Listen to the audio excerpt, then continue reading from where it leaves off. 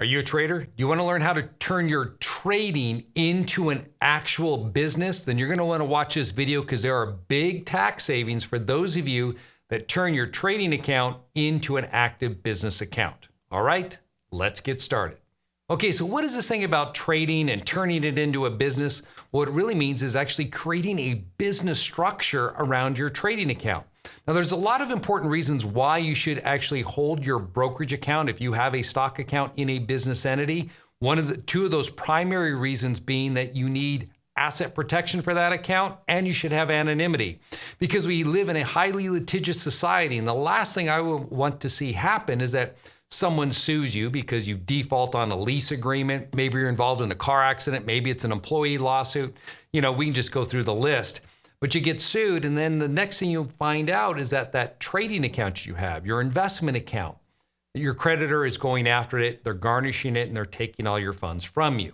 So from an investor standpoint, I tell people time and time again, you never want to have a personal trading account. You always want to have a protected trading account. It needs to be in a structure that protects it from personal creditor claims. And that becomes the foundation of how we begin to build our trading business, to create a structure now where you can write off expenses that you've been told by your CPA or your financial planner are not deductible to you.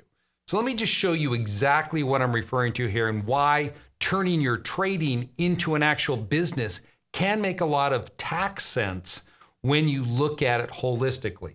So, for example, if I had a brokerage account, and this is based upon an example of someone I talked to the other day. He told me he generated $200,000 from trading crypto this year. So if you're making $200,000 from trading crypto and you're an investor, then that entire amount is going to be taxable to you at your individual tax rate. So let's assume that my effective tax rate is 30%.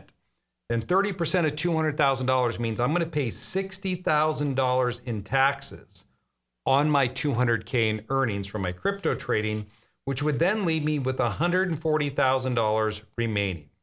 Now, let's also further assume that you had some expenses that you incurred because we just don't come out of the gate and learn how to trade crypto or stocks and options and things like that. We typically make an investment in ourselves by hiring or taking courses in order to learn this. So let's assume that this individual spent or incurred $14,000 in trainings to learn how to trade crypto. And on top of that, he had some equipment that he had to buy, bought new machines, computers, and things like that. And he spent another $6,000 in equipment. And then he had travel to go out to the event because he went out to some trainings. And say maybe there's another $10,000 in miscellaneous and travel and other expenses. So the total expenses he incurred is $30K. Well, the thing is that when you're an investor and you're trading in your own name, all of these expenses right here are non-deductible to you. So you may have made after taxes $140,000, but then you've got $30,000 as well in expenses. So what actually went into your pocket? $110,000. You see, what I want to do is I want to show you how to get out of this type of situation here where you're earning money, you're taxed on it, and then you're spending it. I want to put you in a position where you're earning money, you're deducting the $30,000, and you're only paying tax on what's left. Or even better yet, paying tax on even less than that because you have another entity that's working for you to pull some of that money off of your higher tax bracket and push it into a lower tax bracket so you can use that cash for other things. So how do we do that? So I took this client, and what I told him is I said, here's what we're going to do. That personal account needs to become a protected account. So we're going to create for you a Wyoming limited liability company. We're going to set this up. You're going to be down here. You're going to be a member. You're only going to be one member because we're going to have a second member here in this company as well. So I'm going to set up the Wyoming LLC to hold your brokerage account. So now it's protected from creditors, but we also want to protect it from the IRS. And so in order to give you tax protection as well, we're going to need to create one additional entity. So if you're an active trader, this is where you want to go to turn it into a business. If you're not an active trader and you're like, well, Clint, I'm not doing that, but I do need protection for my brokerage account because it's my personal name, then you're going to set up the Wyoming LLC, and you don't need to move on to step 2 here. For this individual, we went to step 2. Step 2 means that we created an additional entity in Wyoming. Here's his other Wyoming LLC. And this entity we set up to be a C corporation for tax purposes. Okay, why do I like a C corporation? Because it's taxed at a flat 21%. So that's going to help us out there on any money that we keep inside of the corporation that we don't expense out. So we get this corporation set up, and I told this individual, I said, you're going to be a manager and officer of this company. So now we have 2 companies that we've created. He's also going to be the owner of it. So he'll be the 100% owner of this top company up here. Now, in distributing out the membership for the bottom company, I looked at the numbers. I asked him, all right, you made $200,000, all right, this year. And if we go back here, you had $30,000 in expenses. Well, here's what I want to do. I want to juice this up. I want to get you money tax-free. So we need to find a way to actually get this number up to $50K off of you personally to cover your expenses and get you tax-free cash. So that means of the $200,000, we need to move $50,000 off of your individual bracket. So the way we did this then is I looked at this structure here and I said, all right, your corporation needs to own 20% of this LLC. So we're going to give it a 20% interest in this company, right? So you're going to hold 80%. Your corporation's going to be a 20% member.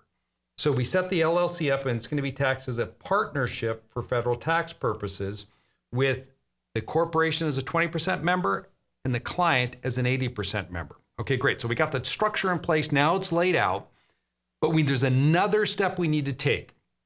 And I said, you know, when you trade this account, the brokerage account is in the LLC. And he said, all right, so I'm trading through the LLC. I said, that's where the account is located, but you're not trading it, okay? So this is kind of where people will look at that and go, I don't quite grasp what he's saying. Well, think of it this way.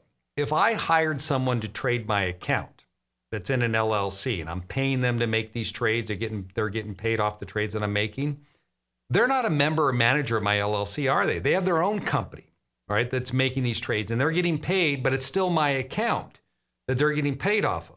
But it's their company that's receiving that fee for the activities they're performing on my account. Well, you sign an agreement if you were to hire someone to do this for you. So we're going to do the exact same thing, but rather than use a third party, as I explained to him, we're going to be using your orange box. So your orange box is going to enter into an agreement with your blue box to trade this account.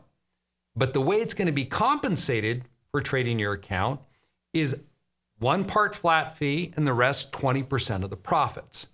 So how do we determine that flat fee? Well, we looked at, the $200,000 and our goal was to get 50K up here. So I said, why don't we do this?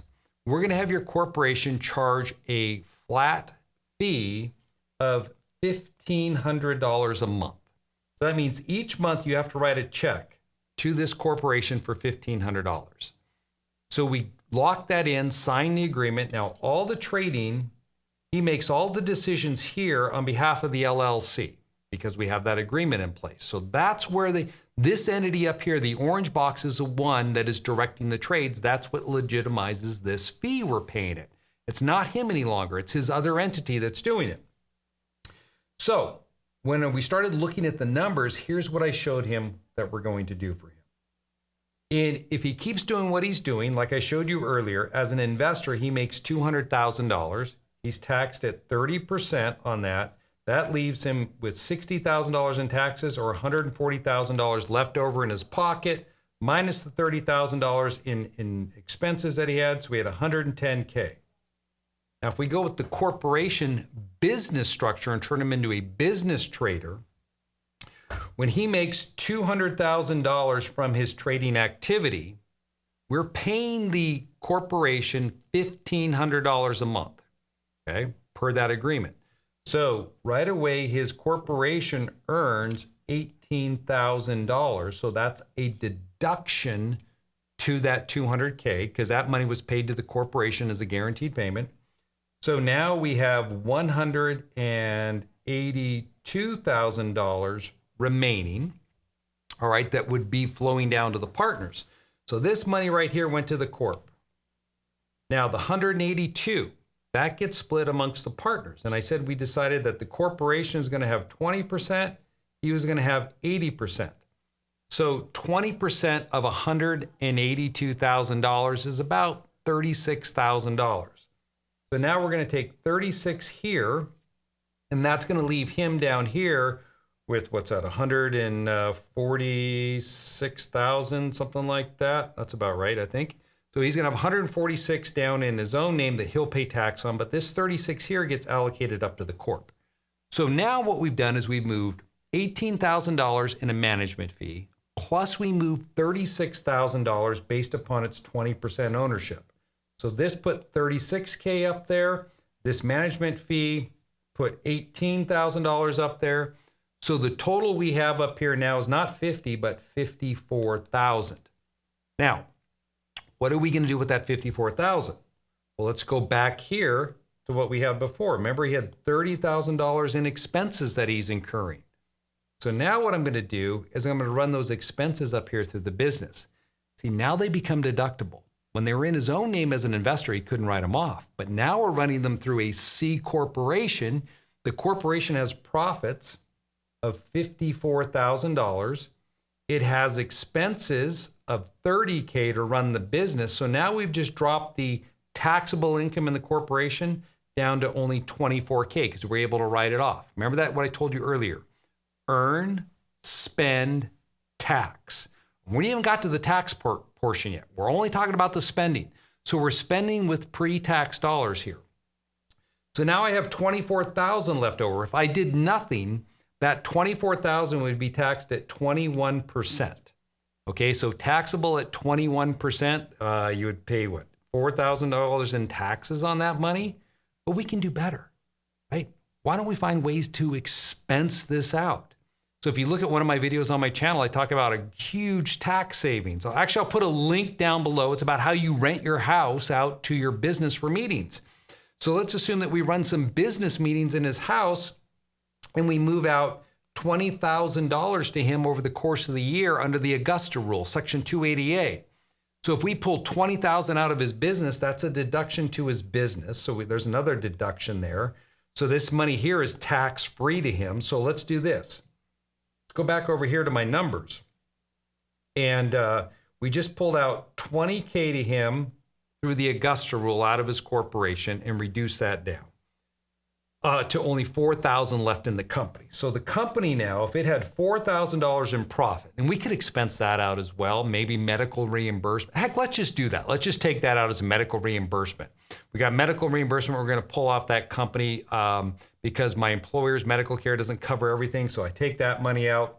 So that's another $4,000 benefit I just had. I just pulled $24,000 out of my company and I didn't have to pay tax on it. So right here is how much money I put into my pocket by having this business. So we've netted out the corporation. There is zero tax liability up there. Now, on the $146,000 that was allocated to me because of my ownership, 30% of that is going to be taxable. So roughly stating on this right here, I'm going to pay, what's that, $42,000 in tax, which would then leave me with $104,000 in my pocket at the end of the year. But you add back in the $24,000, you actually have $128K in your pocket after paying taxes. And the reason why you have so much more now is because you're able to use that corporation to benefit yourself. Whereas back here, what did we have? After we went through, if we traded in our own name, we only had 110. So I actually made an additional, between these two right here, if you can see it on the screen, I actually made an additional $18,000 from my brokerage account by using a business structure. That's what I'm talking about here, turning your trading account into a business. You're going to harness the power of a C corporation coupled with a Wyoming limited liability company that holds your brokerage account, and then start using the corporate tax code to benefit you. Now, there are other things that we could have gone into about different other tax strategies to get money up there and then pull that money out tax-free. But the key is you want to earn money You want to spend money and you want to be taxed on whatever's left. Not what most people are doing when they're trading. Most of us fall into this trap. We trade, we pay tax on the proceeds, and then we take whatever's left and we use it to go out there and educate ourselves, go to events, pay for feeds, and all the stuff that you find out is non-deductible. Hey guys, if you liked the video, be sure to hit the like button, and I wish you the very best with your trading. Take care.